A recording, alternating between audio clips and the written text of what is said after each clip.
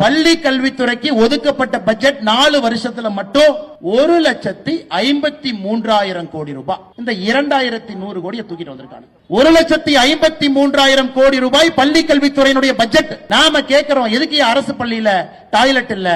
மோடி 2,190 கோடி கொடுக்கல. நீங்க தான் சொன்னீங்களே, ஆட்சிக்கு வந்தா 5 வருஷத்துல 3 லட்சம் பேர் அரசு வேலை வாய்ப்பு கொடுப்போம். எங்கயா கொடுக்கல? மோடி 2,190 கோடி கொடுக்கல. தமிழ்நாட்டில் மக்கள் அரசு மரத்து கீழே அமர்ந்து படிக்கிறாங்களே, எங்கயா பில்டிங்கை காணா? மோடி 2,190 கோடி கொடுக்கல. தமிழ்நாட்டில் 35 மாணவர்களுக்கு ஒரு ஆசிரியர் இருக்கணும் நியாயப்படி. 52% பள்ளியில மட்டும்தாங்க ஐயா 35 மாணவருக்கு ஒரு ஆசிரியர் இருக்காங்க. ஆசிரியர் ரொம்ப குறைவா இருக்கிறாங்க.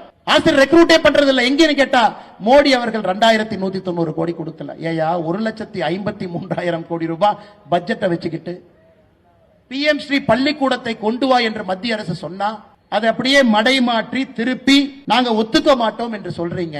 இங்க இருக்கக்கூடிய நடுத்தர மக்கள், ஏழை தாயினுடைய மக்கள், விவசாய பெருமக்களுடைய மக்கள் 3 மொழி படிக்க கூடாது, அவங்க 2 மொழி தான் படிக்கணும், இங்கேயே சுத்திக்கிட்டு இருக்கோம்.